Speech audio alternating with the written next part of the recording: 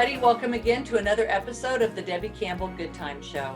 My guest today is a very, very dear friend of mine. We've been friends for many years, probably at least 25, I would think. But anyway, he is the son of the legendary Jackie Wilson. So please welcome to the show, Bobby Wilson. Hi, honey. Welcome to the show. Hi, Debbie. Thank you. Looking pretty good there. Go ahead, honey. So do you. You look Oh, great. you're so sweet. I was expecting your bouffant hair. Oh, no. No. Bouffant in retirement until I go back to work. I know, it's horrid, isn't it? Which Jeez. looks like 2021 right now. So Right. Oh my goodness. Well, so what are you going to do in all that time? I'm working on my book, which I've been procrastinating for 2 years. Right. My autobiography. Yeah. Many different entities have approached me about it, and then I'm also working on a couple of other scripts that I've been off and on. So I'm doing that for now. Yay. So you're keeping busy. Oh yeah. Yeah. If I get that out of the way. So now you were born in New York. Westbury, Long Island. Oh wow. What, Westbury? Yeah.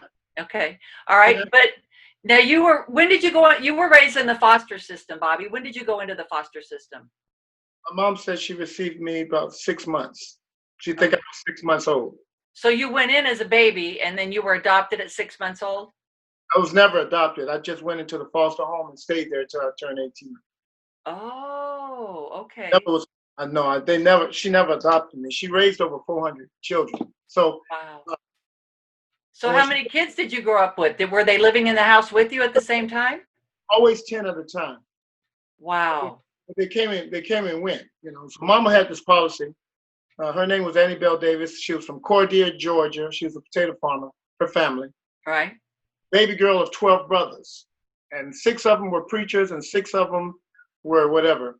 And so she had a strong hand. And she grew up, her father was a preacher. So she grew up very Southern Baptist, strong Southern Baptist, strong hand.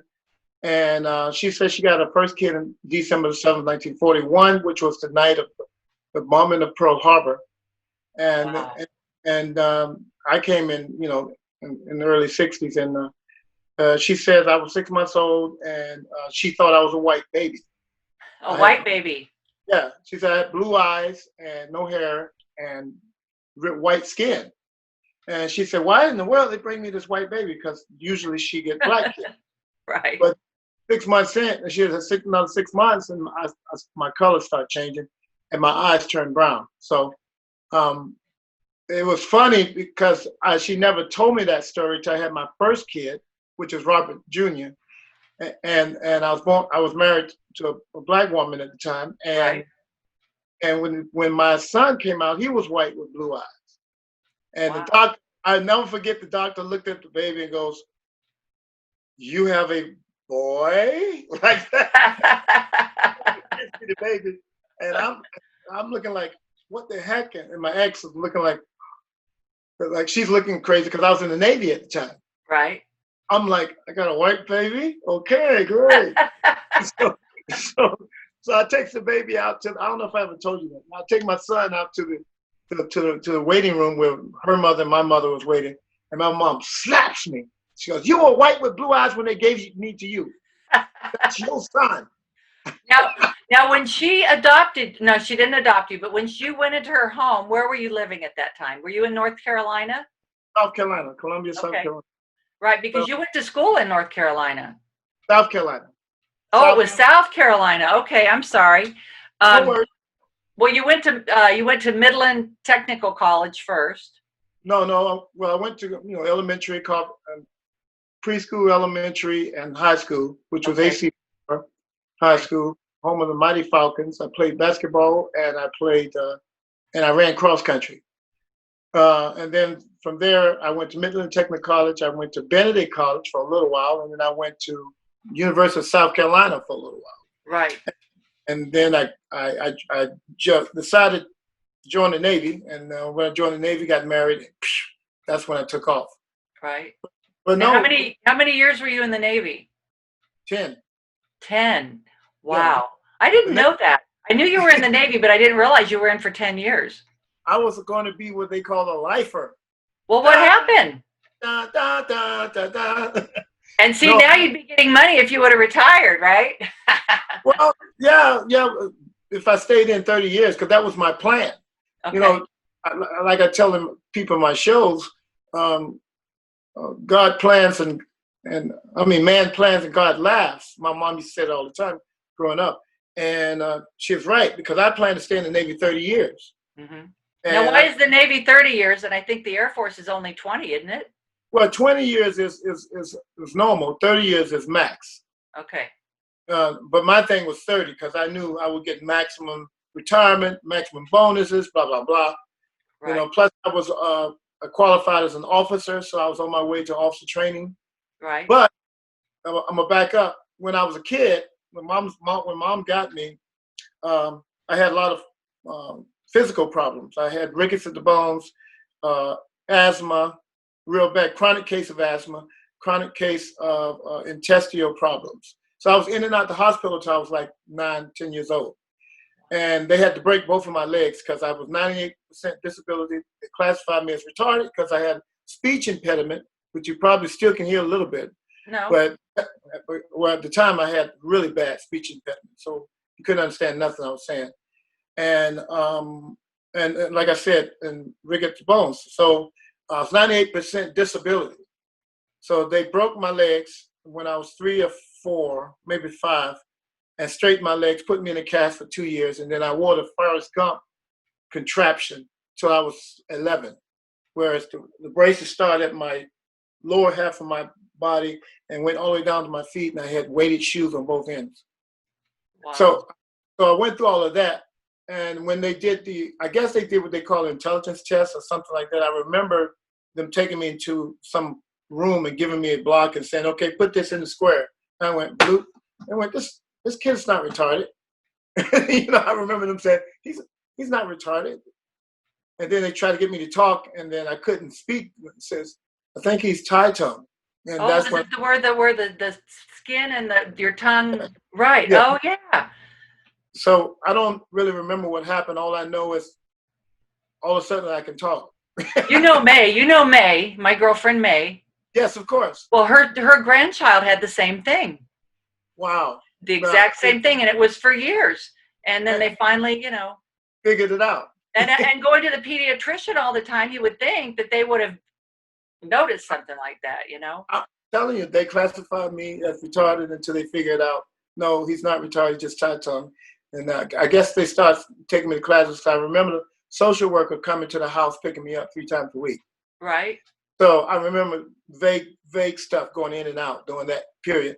I remember Mama put me on her knee and working my legs because I guess they told her to do that.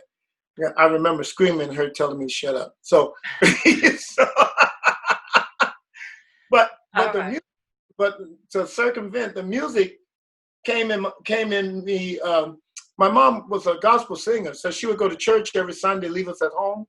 But gospel played in our house all day long. And so I would hear the Soul Stirrers, the Mighty Clouds of Joyce. Soul Stirrers was Sam Cooke, because I always recognized his voice. Right. And all these different gospel singers, Mahalia Jackson, Shirley Caesar. I mean, I remember growing up listening to all that. But my sister was a rebel, which is my mother's biological child. She had 2 children. And she was older? She was older than you? She's 10 years older. Okay. So mom bought her a hi-fi stereo. So when mom go off to church and leave her babysitting, she turns it into a sock hop party. And she started playing Otis Redding and Sam Cooke and Jackie Wilson and Al Green. I remember she's screaming on the floor over Al Green. She played Elvis, which I thought Elvis was a black guy. Oh, how funny. My mom loved country, so I would hear Glen Campbell, I would hear Marty Robbins, Ray Charles, which I didn't know it was Ray Charles. Right. Because I would hear Born to Lose. I used to hate that song. Because she would play it all day long. And then I can't remember the artist's name, but it starts off, put your ear closer to the phone. Put your ear closer. to the phone. And I would hear that all the time. And she would play that all the time. So Oh my I, God, how funny. I was in love with country music. Oh, So, yay, yay. Well, but then, okay, so you're in the Navy for 10 years and you get out. Now, were you in Hawaii? Were you in Hawaii in the Navy? I was I was all over, but I landed, I should say, in Hawaii. I was everywhere. I was in Italy. I was in France. I was in Barcelona, Spain a lot. Hawaii was my last duty station when I started passing kidney stones. I started passing kidney stones when I first, about a year into Hawaii, and then they, I passed 8 stones, and they sent me to Pearl Harbor. The doctor said, "Bloop, bloop, you're out of the Navy." At the time, they were downsizing. They were trying to bring the military down. They said the military was too big at the time. Right. Reagan, or not Reagan, but Bush, the daddy Bush. Bush Senior. So, yeah. So they wanted to bring the Navy down, and they did. And so you were in Hawaii when you got out.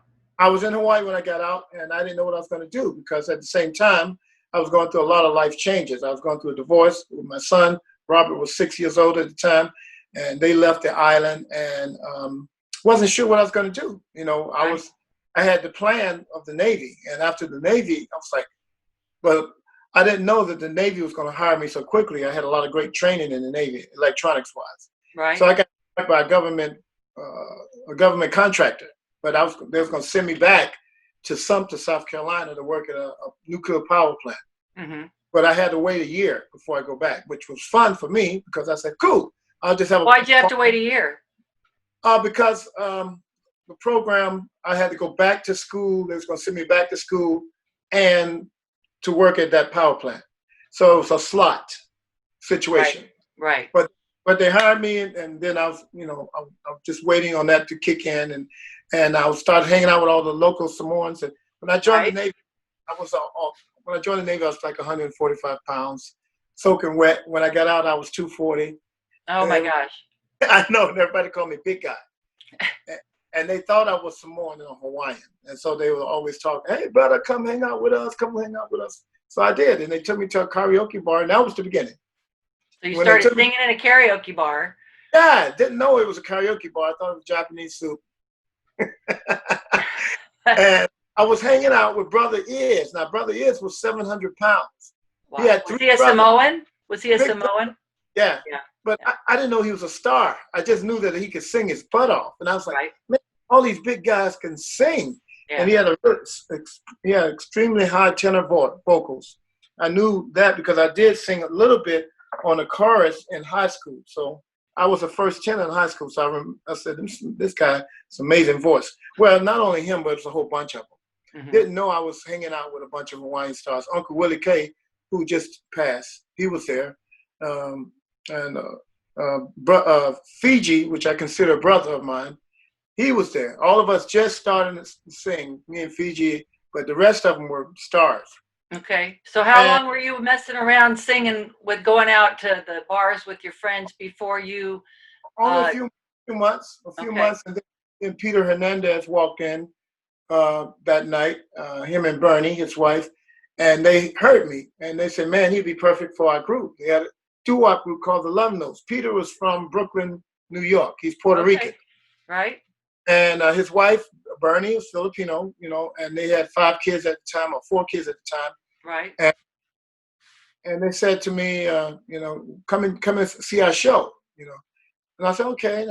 And I went to Waikiki, saw the Love Note show. 7 guys, 7 girls. Man, they were amazing. 7 good-looking, slim guys with big old exaggerated pompadours. And then when the little kid walked out, I was amazed. It's this little 6-year-old kid named Bruno walks out and do Baby Elvis, and they have a whole Elvis set. Uh-huh. How old? He was 6 at the time? 6 years old, yeah. Same age as my oldest, Right. And so I just immediately fell in love with them because of what I was going through. I felt abandoned by my marriage. Right. And then I just got medically discharged out of the Navy. Right. So I was going through a weird period in my life. So when I met them, they became instant family to me. And, now, when you got a divorce, did she move back to the States? Yeah, she went back to South Carolina. Right. Okay. And I cut myself off from my son for a little while just to let the divorce settle down. Right. Because I was a young hothead. Not you, Bobby. Come on. Not my Bobby. Not good. Well, I'm glad I didn't know you then, so you got through that period. Yeah, that's a rough period. But God was good. God was opening a new door, and I didn't know it. Right. Because my Navy door was closing, and I was kind of freaking out because it was closing because I wanted to do the 30 years.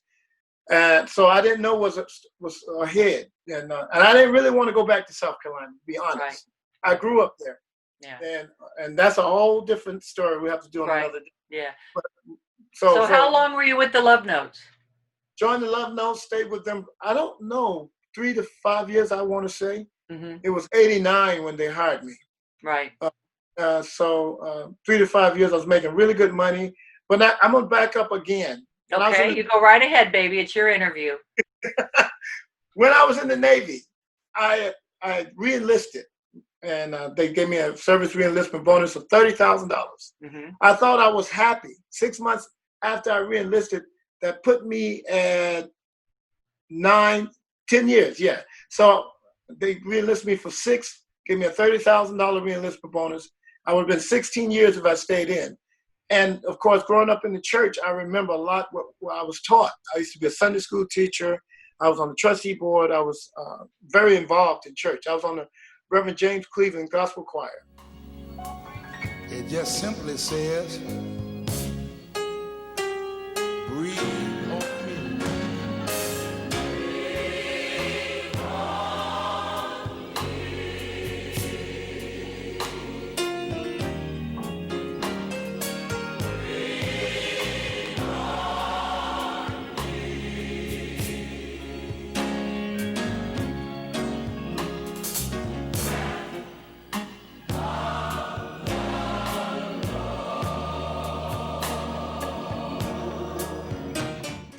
They put me way in the back.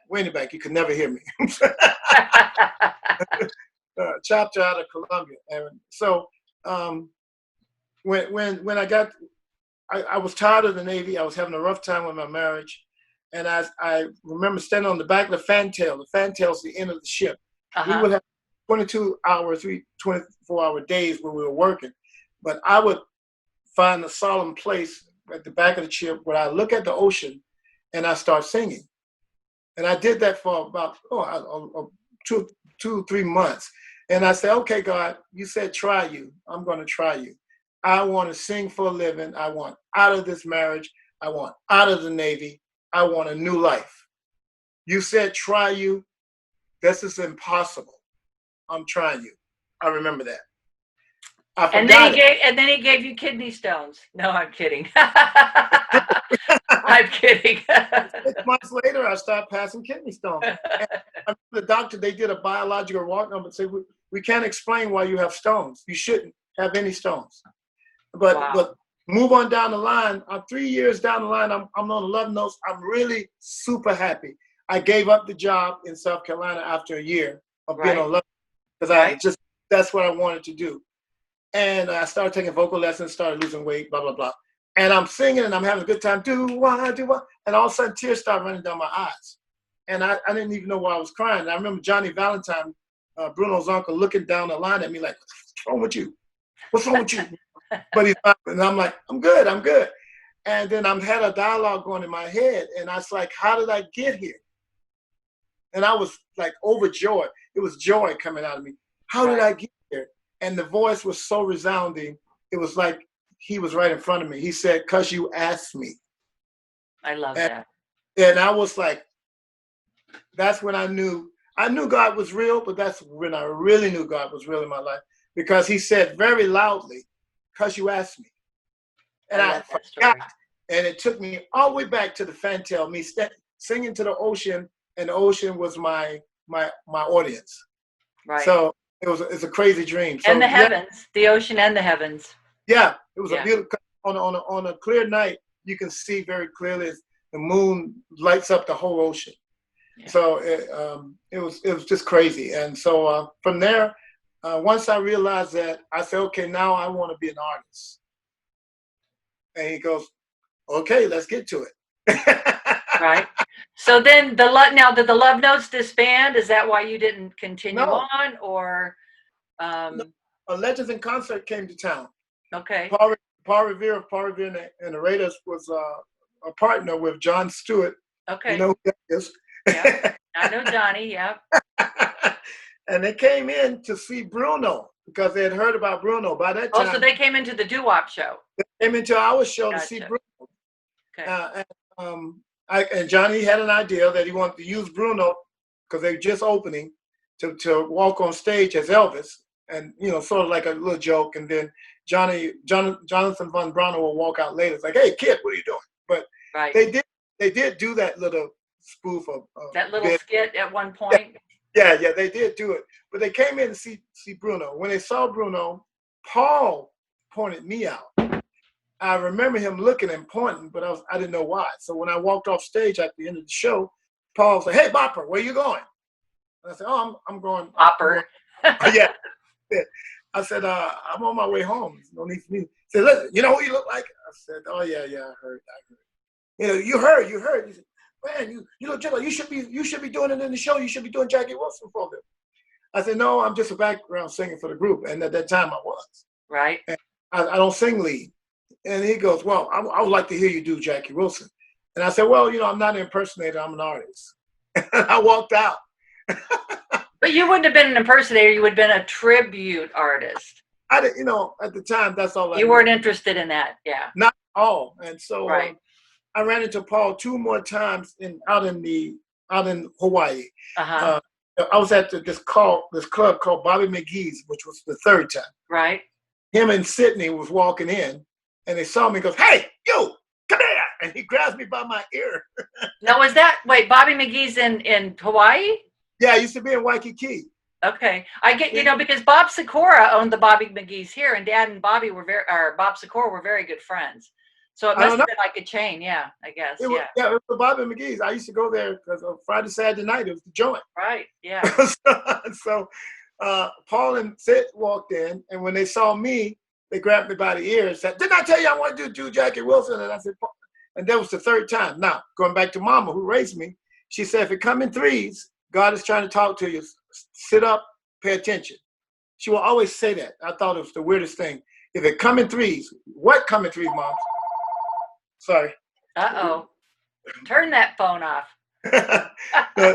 That's the house phone. So if it come in threes, so when it was the 3rd time, I heard in my ear, "This is the 3rd time.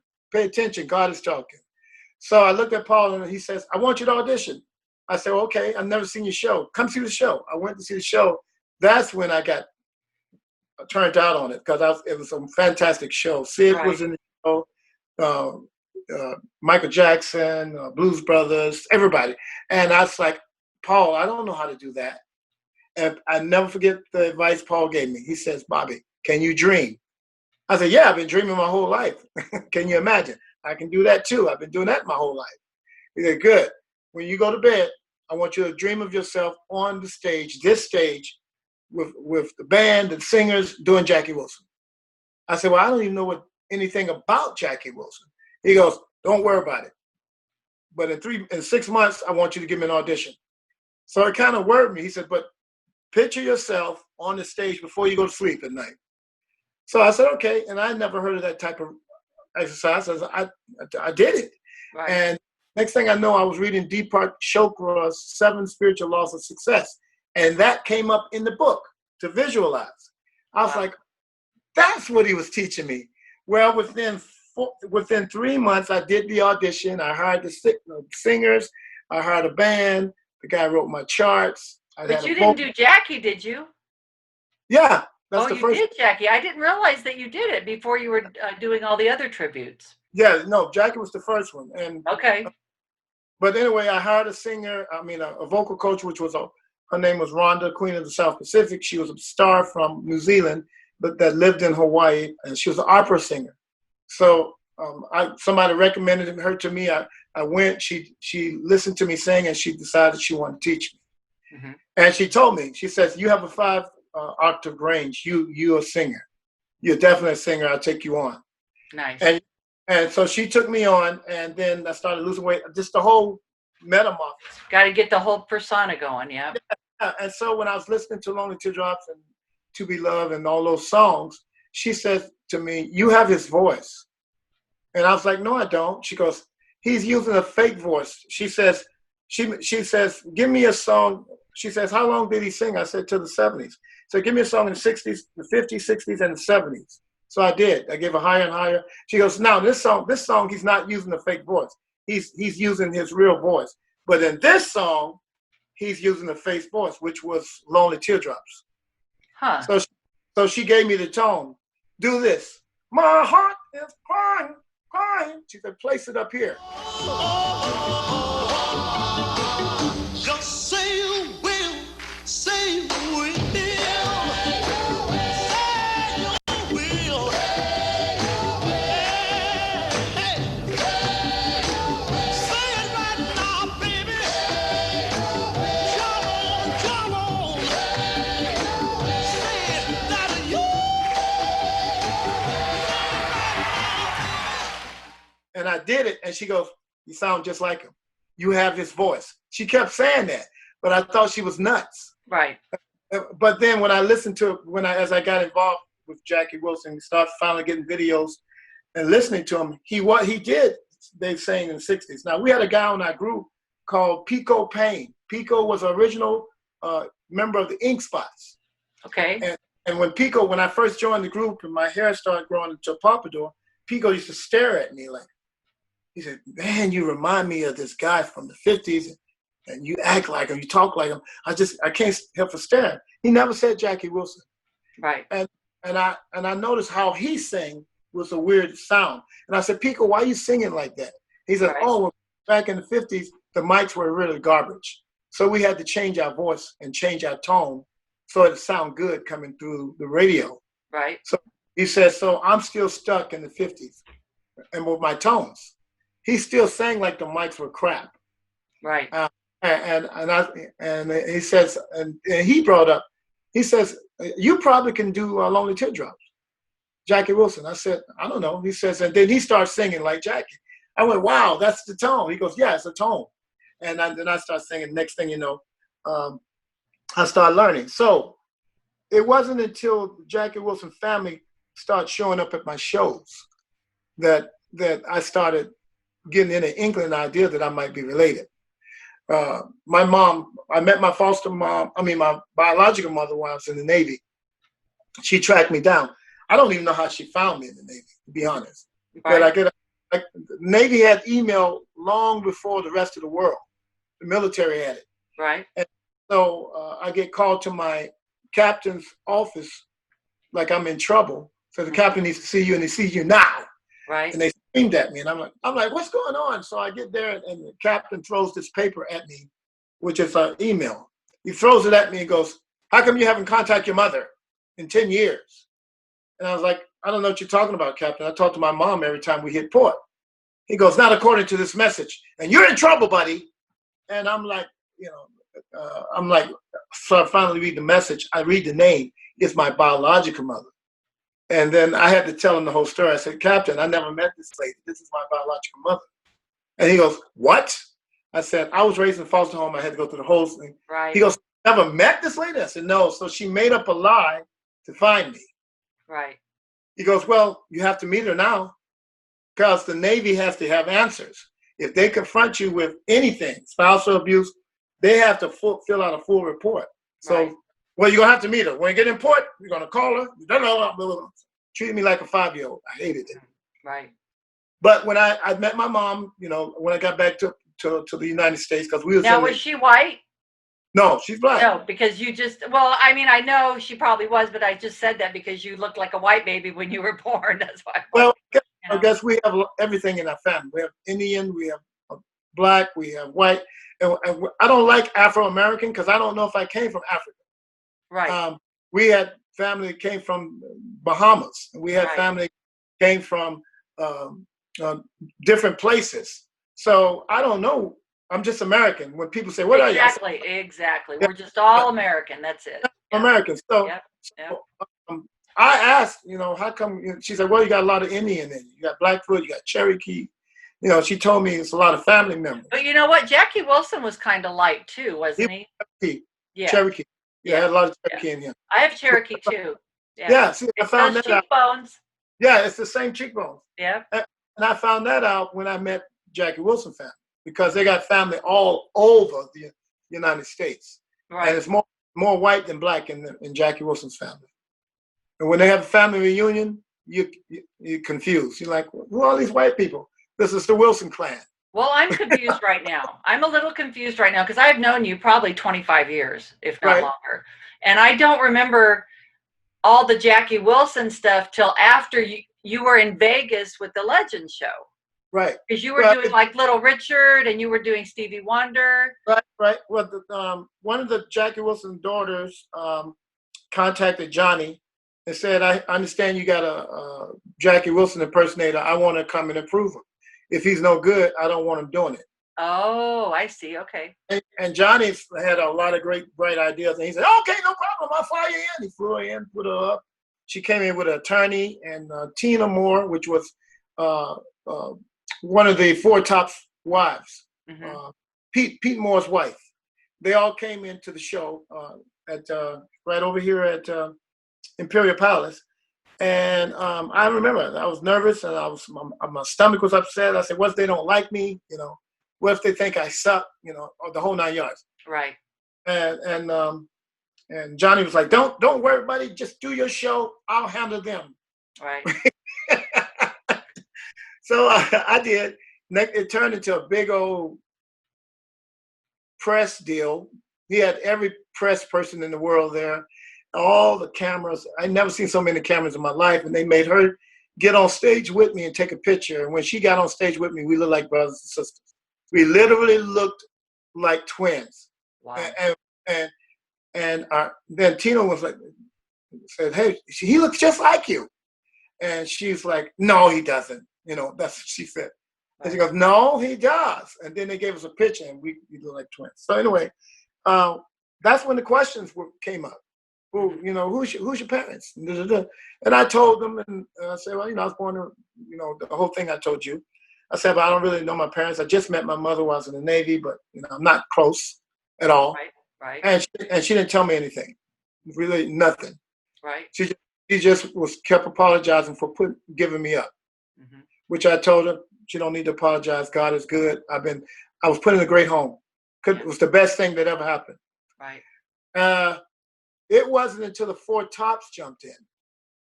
I was working in Atlantic City. Paul Revere said, "Hey, I need to see you in Atlantic City."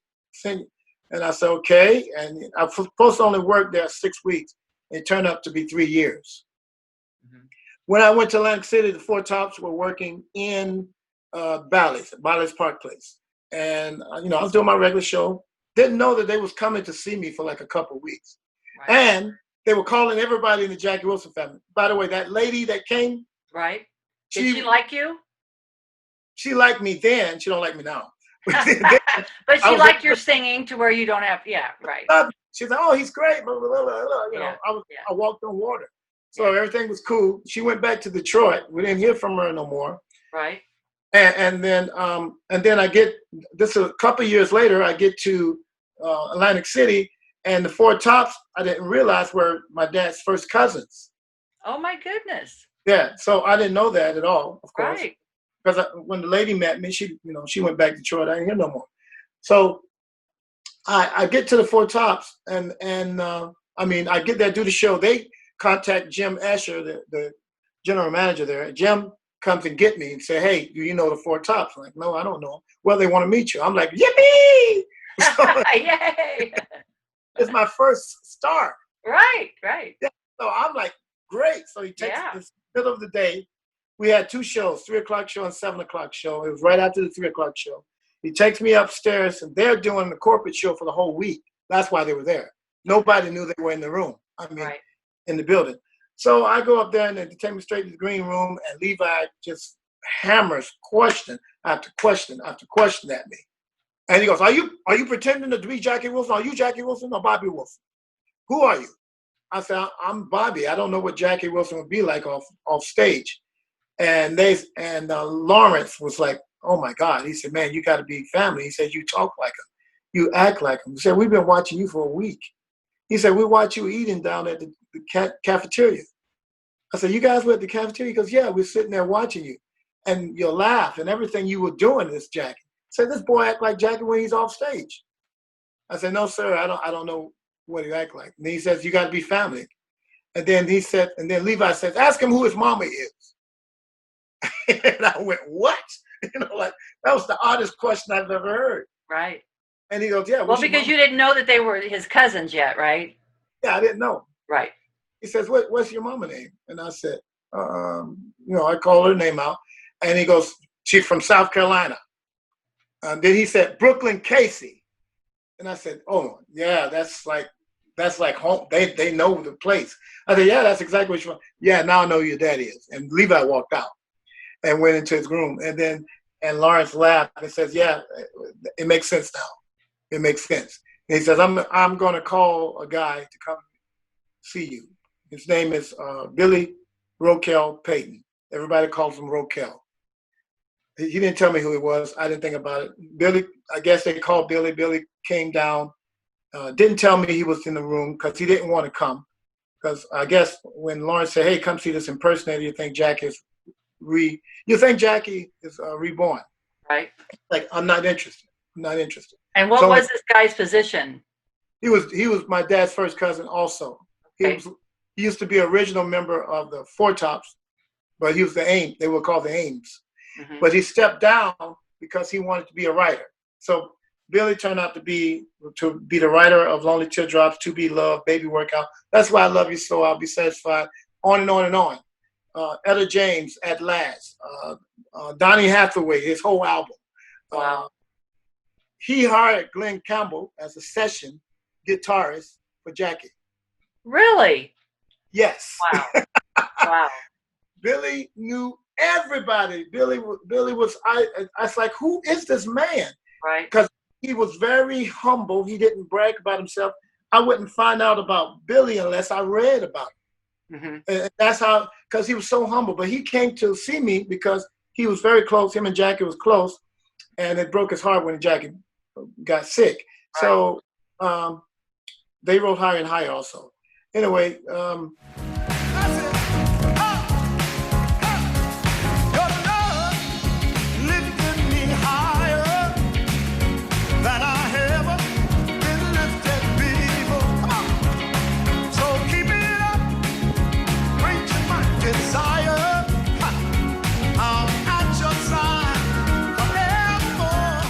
when he came to see me, he asked the maitre d' that he wanted to meet me. She brought him backstage. Right. And he says, do you know who I am? I said, you're Billy Davis, either the guitar player or the producer. He goes, I'm the producer. And he said, are you being Jackie? Because you don't have to be Jackie right now. I said, you're just talking to me. I'm Bobby. And I saw his arm. It was chicken skin. And he goes, I keep telling myself you're Bobby, not Jackie. He says, I want to take you out to dinner. I want to find out who you are. And he became my mentor and my father. He really did. Wow. He taught me. When did the DNA test come into play? About 3 or 4 years later. Okay. Billy introduced me to all the family members. Some was great, some anyway. And I got very close to my brother Thor. He's the baby boy. My dad was married legally 3 times. And his last wife was Lynn, and out of Atlanta. And Thor was the baby boy from him. Right. Billy called Thor and said, I want you to meet your brother, is basically what he said. Wow. And we clicked like I'd known him my whole life. And God bless him. He passed away a couple of years ago. Yeah, I remember that. Yeah. Yeah. But we decided to do it together, and that's how that happened. Opportunity came up where they wanted to do it, and we did it. I didn't expect anything, to be honest. And I told him, I said, I do my own thing, so I don't want to get mixed up with the family drama. Right. And the family drama is real, so I don't want no part Oh, of it. you're talking. I know nothing about that, Bobby. I want no parts of it. I'm like, you know what? I've been singing before I met y'all. I'm gonna be singing when y'all gone. Exactly. Yeah. I'm doing my own thing, Yeah. So I got, once I got confirmation that he was my father, then I picked up the flag and I said, I'm gonna keep my dad's music prevalent. I'm gonna keep his name prevalent, and at the same time, I'm still chasing my dream of becoming an artist. You're singing. You're an artist, but but you're doing music that you've got your dad's music that inspires you. Yeah. Legacy continues. Yeah. So that's when Tony appeared from Plateau Music, Right. and offered to do a project with me. And that's Tony Mantor. Yeah, Tony Mantor with. Right. And we got along really good, and we did all of these songs. My first album was "It's About Time." But you weren't. But I don't mean to interrupt, Bob. But you didn't have him as a manager for a while. Didn't you have a couple ladies here in Arizona? I had these ladies in Arizona that were my acting manager. Okay. But I learned later they were more booking agents than managers. Okay. And very good friends, Jenna Right. and Mark. They're both very good friends. I looked up to them, but it came a time where Tony knew more about the business, Right. and it worked out really good. I mean, it was Right. a great transfer. There was no animosity or anything like that. Right. And I remember when we went in the studio with Tony in Nashville.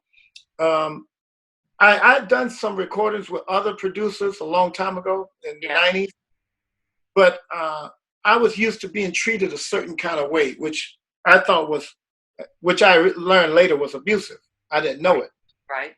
But then when I worked with Tony, I never worked with anybody that was so gentle. So I felt like I didn't sing. I remember Gladys is my fiance. She asked me, when it was in the sessions, how do you feel? I said, I feel like I haven't sing. She said, what do you mean? She said, I don't feel like I've done anything. I said, so I'm curious on how it's going to sound. And then when it came back, our goal was for me to sound like Bobby, not sound like Jack. Right. But the first we did was Sweetest Feelings. And I actually sound almost verbatim like him. People couldn't tell the difference between me and Jackie. Right. And I never thought I sounded like Jackie. I thought I knew how to copy his sound. But when me and Tony worked together, it was Tony working on me getting my sound out. Right. When it came out Jackie Wilson, I went, what the heck happened? Tony is a really good producer. I mean, he's very, and I couldn't even believe it was my voice. Yeah. I was like, wow. Right. And then I was excited because he mixed the first song and then we put it on the back burner, and then we finished the rest of the song. We did 12 sides. Right.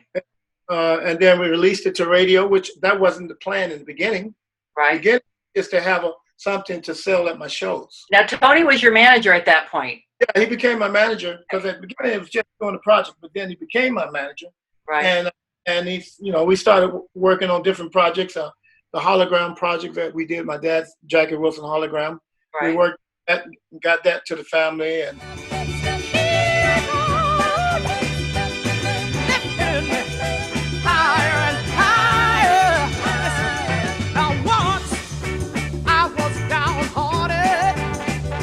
disappointment was my closest friend, but then you came and he soon departed, and he never showed his face again.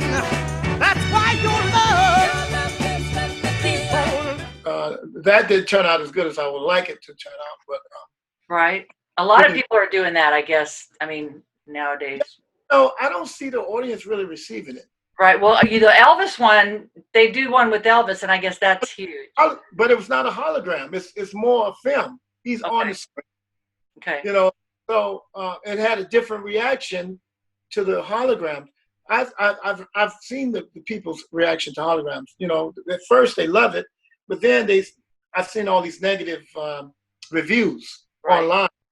So it doesn't seem like you're not supposed to read that stuff, Bobby. I read everything. I just say I believe it. I just read it, Right.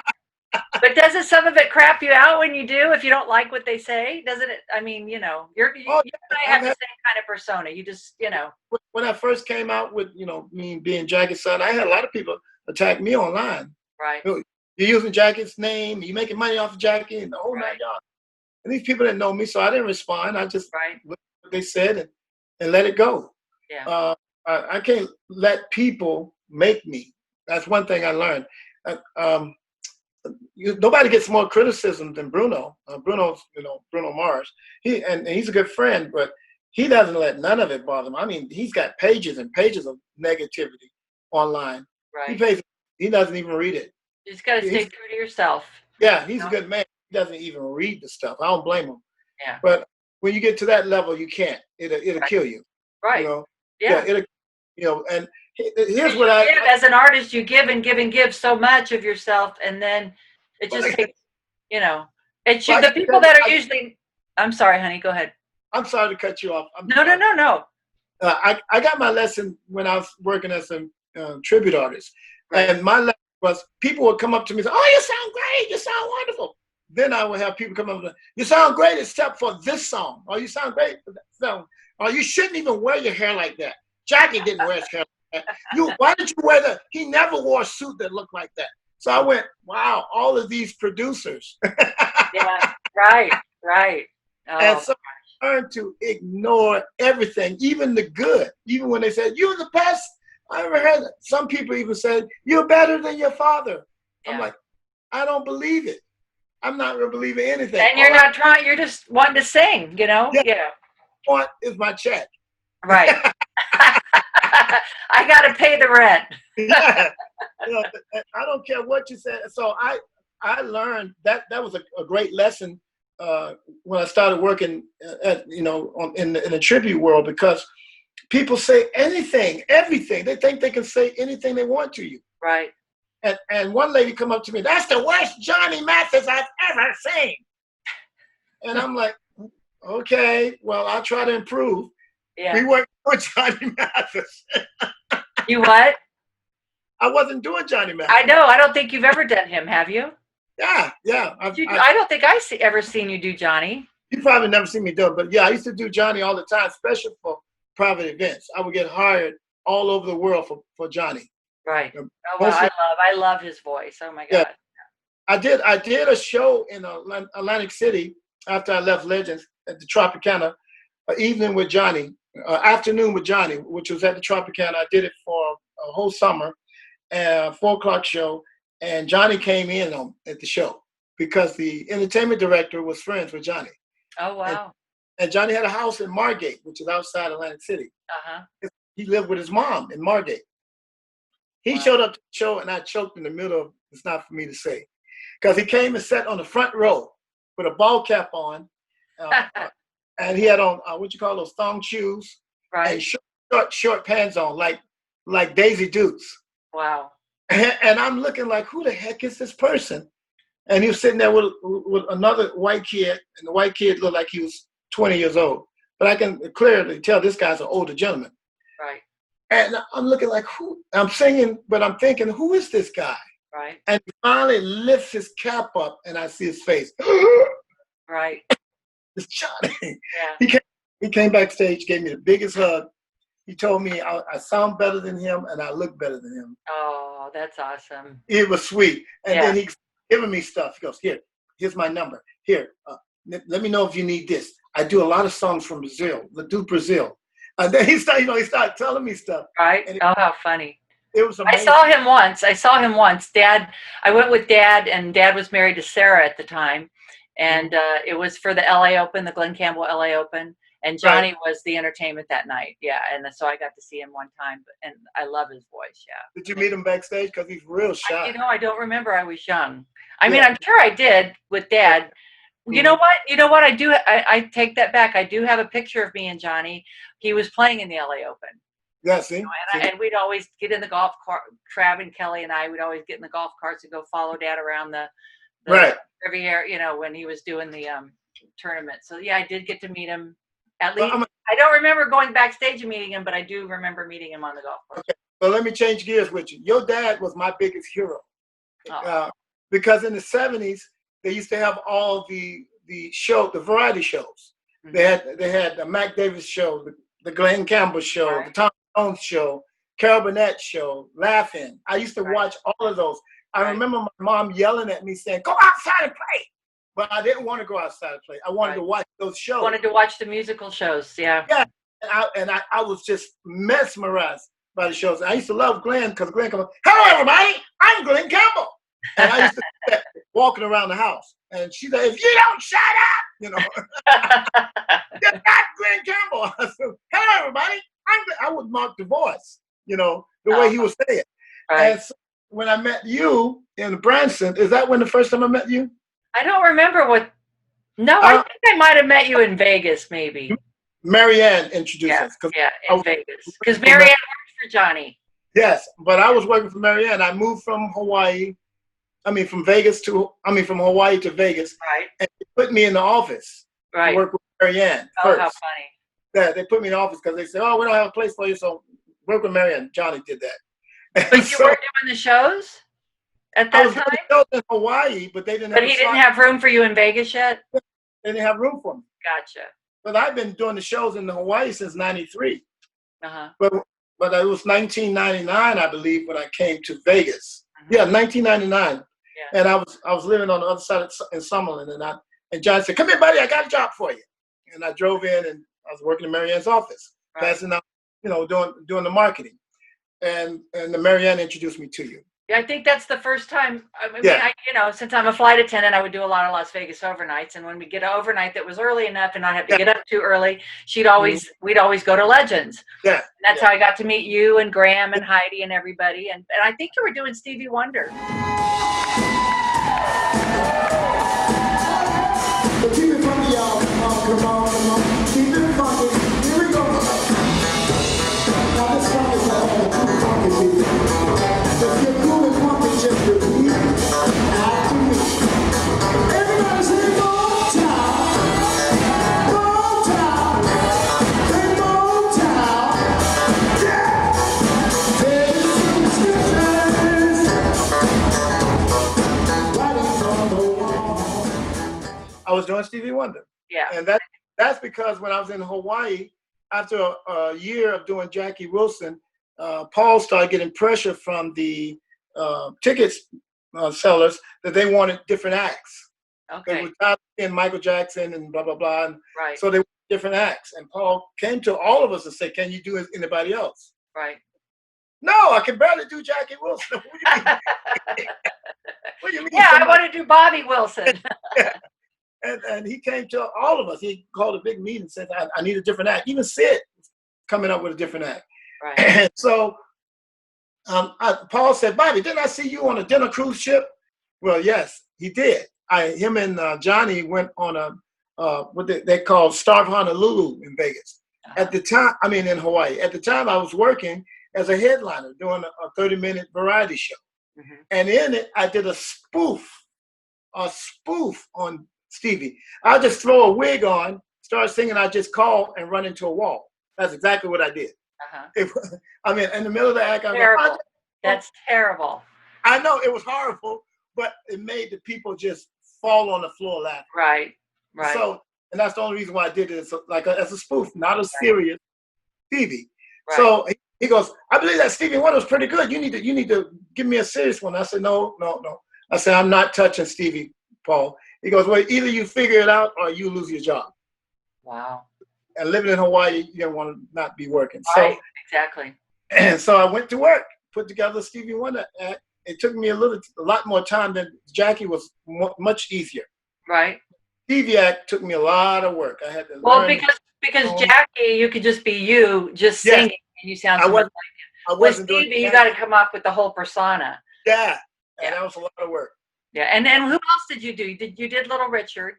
Did Little Richard, but that was an accident because Gary Moore got offered a job in Australia and he didn't want to go. Okay. And he called me up, Gary, and he called me up and said, "Hey, it's a Little Richard job if you want to do it." I said, "Well, why are you offering it to me? You should take it." "I don't want to go." And so the promoter called me and said, hey, can you give me Little Richard? I said, yeah, I believe I can. And I put it together for Australia. So when I got you to don't play Australia, the piano, do you? yes. You learned? Yeah. Okay. Now I'm going to back up. In high school. No more back it up. No, I'm kidding. Go ahead. All right. My very first concert I went to, it was 3. My big sister took me to was Marvin Gaye, Earth, Wind and Fire. And then I went on my own to the Commodores. When I went to the Commodores, I was 16 years old, and I went with my then girlfriend. And I was blown away that Lionel Richie came out of the bottom of the stage playing a white baby grand. And it just floored me. So I went back to school, said to my music teacher, I want to learn how to play piano. She said, are you serious? I said, yes, because I just saw Lionel Richie on Sunday night. Right. She says, there's a program that you can get in. She put me in this program. The guy named was Claude Ray. They taught people how to play instruments. And I was in his piano class. Claude Ray was a jazz pianist. And I never heard of him, but he was a mean man, very mean.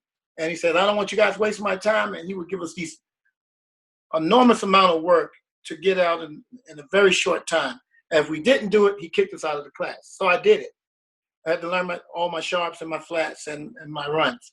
And so by the time he finally got to know who I was, he says, you got a nice little voice, kid. Did you know you could sing? And I said, not really. And he says, we're playing. My first song I played was George Benson's Masquerade. Oh, wow. Was the first song I actually played the full song. Wow. And the Commodore stuff was easy. And so he says, listen, I got an artist that's coming in town playing at the Fountain Blue. Do you think your mom would let you come and sing backup with my backup singers? I want you to start learning how to sing. And I said, I'll ask. Of course, I snuck out of the house because mom would never let me go anywhere. And I went and I sung backup, and this artist was there. And he put me, Claude put me with the guy. He says, everything this guy sings, you copy, you double him. Okay. So I'm standing back there, 16 years old. I probably look like I was 12. And this guy walks up, and his name was Peebo Bryson. Oh my gosh! Wow. And he looks at me, and he looks at Claude. He says, "What the F is this kid doing here? What the F is this kid doing here?" And Claude said, "You mind your business. I got this. You take care of the other part." So he went, okay, turned around, forgot about me. Right. And then 6 months later, he comes out with his first hit, "Field of Fire." Wow. Fast forward, me and Gladys are on Hawaii vacation. This was like a year ago. And I get a call from a promoter, say, "Hey, Bobby, where are you? Are you in Vegas?" I said, "No, I'm in Hawaii." "You kidding me? You're in Hawaii?" "Yeah, I'm in Hawaii." "Why?" "Because my opening act has the superbug, the flu, and he's in the hospital, and I need an opening act to do 20 minutes. I said, "Okay, you going to pay me?" "Yeah, of course I'm going to pay you." "Great. I got my charts. I'll be there." He said, so I said, "By the way, who's the act?" "Peebo Bryson." Wow. Wow. So I'm sure you guys had a conversation about that time at the Fountain Blue. I didn't bring up the Fountain Blue. You didn't? No, because I didn't know that he knew Gladys. Now, Gladys' mother was original backup singer to Ike and Tina Turner. Wow. Don't talk about her. Your fiancée, Gladys? Yes. Wow. Her mother's an original backup singer. When she had to go to rehearsals, they used to live in Atlanta. When she had to go to rehearsals, Peebo was her neighbor. Wow. So she would push her kids into Peebo's house while she go to rehearsal. So people would babysit. That's funny.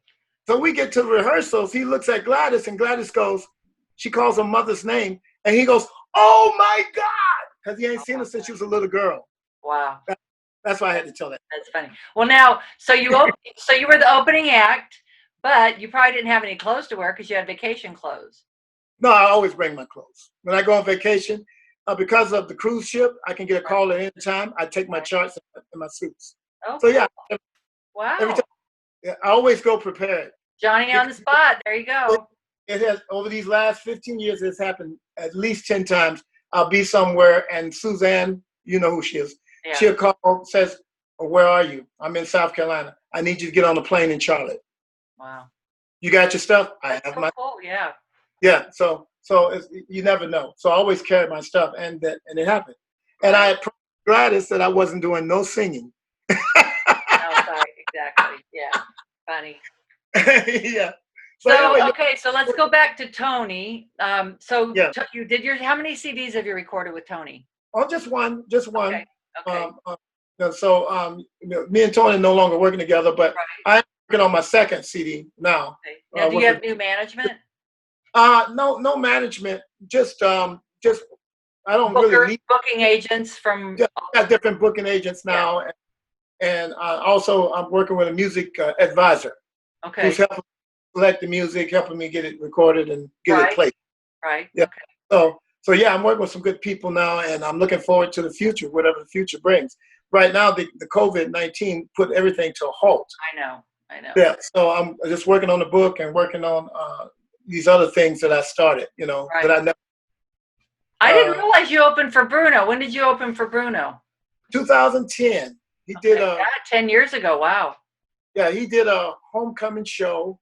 The record label wanted to film him going back home. In Hawaii? Going back home in Hawaii. And they called me, say, hey, man, want to open for Bruno? I went, let me think. Yeah. No, I'm busy. His dad called me and said, hey, and so I went back. And it was so funny. Bruno, I went back and I was on a ship, the Diamond Princess, and we were in Tahiti when I got the call. And so I said, well, I'm going to fly from Tahiti back to Hawaii. Right. And so that would have been a short flight. No, not from Tahiti. It wasn't? How long was it? About 9 hours. About 8 or 9? Okay. Yeah, it's 9 hours. It was. I wish. But anyway, because I was tired as crap when I got there, and Paul, Bruno's dad said, "Come straight to the stadium because by the time you get in, we got to rehearse and do sound check and then do the show." Did you do the show with his band? No, with Pete's band. No, we had a totally different band. Okay. Pete did some doo-wop, and then I came on, and then Bruno. Okay. So Pete and his doo-wop group first, then me, then Bruno.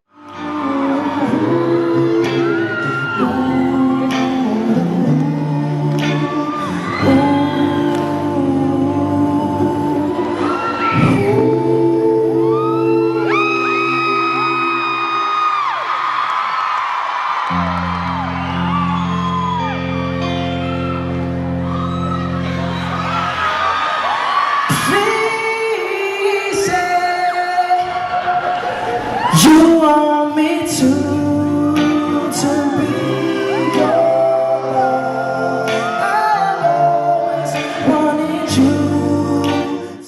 Never forget, because when I came on, these kids, all these little girls were looking at me like, "Who are you?" And I said, Bruno. Yeah, I said, "Hey, Bruno's coming in a little bit, but right now, give me some love." Right. And I went into my song, and they did. They started screaming, "Wow!" How many songs did you do? Only 3. Yeah. 3 songs. Did you do 3 of your dad's songs or? No. Just Higher. Well, yeah, Higher, Lonely Teardrops. 2 songs. Higher, Lonely Teardrops. Okay. And Bruno came to me and he says, "Dad's going long. Can you cut your song?" I said, "How much you want me to cut?" He said, "I don't know. It's up to you. Dad's going long." Like that. He's so humble. Right. That's all right. Yeah, that's all right. So I cut my 1 song. Yeah. So you've had great radio play. Yeah. And great. is it over in the UK? All over the world. Right. The highest was here in Vegas. I mean, in America, we did 4 top 10 songs that went straight to number 10 in adult contemporary, and it got the Billboard. The Grammys ballot. I know you got nominated. Yeah, 4 years in a row. That's awesome, Bobby. Yeah. I mean, Plateau Music did a lot for me with the recording. They made me, and now I just want to continue that grind as an artist. Right. You just don't want to no backsliding. You want to keep going. Yeah. Continue the grind. Yeah. So are you still doing cruise ships and stuff like that? not as much. Right. Not as much as I was before. Right. Most of my work now is with oldie acts or opening for a lot of oldie acts like the Shy-Lights or the Bruno. Oh my gosh, I love the Shy-Lights. If you ever open for them, I want to go with you because I just want to sit. You just January at in Philadelphia, where we played there, and it was phenomenal. The Stylistics, the Shy-Lights, all of those bands were my fave. Now my dad got the Shy-Lights their deal with Carl Davis and oh really? Wow. So when I remember they saw me, but they didn't say nothing to me, and I was the closing act. So they went out, did their whole act. I watched them, and I was like, "You were the closing act? I thought you said you opened." I started opening for the oldie acts, but since I started, they switched me to the closing. Okay. Oh, because they like the older acts like to get off and get out of there. That's why they don't want to stay till later. Well, but the older acts had a lot more ballads than I did. I had my acts was high energy, and that's why they started. Oh, right, exactly, right. Makes sense. Because then I never forget I did this. I did my first one, and then the Drifters came behind me, and then a girl group came behind me, and another group, and they all went to the promoter and says, "I don't want to follow him. He should go last." They all start saying it. Yeah. And the next thing you know, unless the act is, like the Tramps. Right. Then right before the Tramps. So in other words, if it's 5 acts, then I was the act before the Tramps. I'll never be a closer. I'll always be an opener because I like ballads. Yeah. So this is the thing. Legends used to make me the opening act for all Legend shows. And Johnny said the reason why, because he wanted that energy. Right. He said, I need high energy. I need the high energy show. I need the high. So but Johnny always had the energy at the end too because of the showgirls and Elvis was a big closer. Right. So he wanted the big opener and the big closer. I when I became cast manager in Hawaii, I worked very closely with, doing the casting with Johnny because Johnny, he had a formula that he wanted me to stick to. Right. And so he was a stickler. Yeah. So I remember sometimes I would make decisions and he'd call me back screaming, "Why'd you be?" I say, "Johnny, I'm running the show." Click. I ain't go for him because he's crazy. He's a crazy man. Yeah. Yeah. I like Johnny. He was good. Yeah. Oh, Johnny's great. Johnny's great. But I work with him very close. So So me and him have some great memories together. And I still talk to Johnny today. I mean, Johnny had called me out of the blue. Where are you? What you doing? Come to see the show. I'll see you in a minute. Click. He hang up before I can answer. Right. Yep. So he's still the same Johnny. Yep, I'm sure. So what songs are on your playlist? 4. 4 songs? As far as what? Like, who do you listen to when Bobby's off work? Oh, everybody. I listen to everybody. I mean, I listen to, lately I've been listening to John Mayer. I like him a lot. Yeah. And I like him a lot. I really got a hold of his song Gravity. I started singing that. Okay. I just listen to everybody. I mean, it's just a mood. I can wake up and be country, jazz. I go into pop, rap, hip hop. It's not nothing I don't listen to. Yeah. For those of you listening, Bobby sang on my CD. I did a tribute CD to my dad, and one of my favorite songs was "Shoulder to Shoulder" that Dad and Tanya did. And so Bobby came on and did that with me, and I love that. I'm so glad you did that. I'd like to do it on stage sometime with you. So whenever we can, I would love to do it. Yeah. I've been practicing. You've been practicing? Yeah, because I said I want to be prepared. I don't want to be. I know. I mean, you and I both want to go on tour together so bad, but it's like, how do we fit the genres together in a show, Okay, promoters, you hear us. Put us together. Book the show so we can go do it. That's it. Well, I'm a little bit country and you're a little bit rock and roll. So, a lot of it. But I told Tony when I first met him, I wanted to do country. And he goes, "You're not a country singer." I said I was a country singer. I said I wanted to do country. So if I go in and say I want to do soul, are they going to say you're not a soul singer? Probably. You're not country. Well, I have a lot of soul in my voice. Even Neil McCoy thinks so. So there. I did a tribute to Neil McCoy. Did you really? Yeah. Come on. I don't think I've seen that. Yeah, sure did. No, I have not. When was it? At the what's the name of that casino in Vegas? You came in one time, and I had just did a show as Neil McCoy, and you and Marianne were at this casino, and you said, "Come on out to the casino with us." I said, "I'm still in my Neil McCoy outfit." I don't remember that.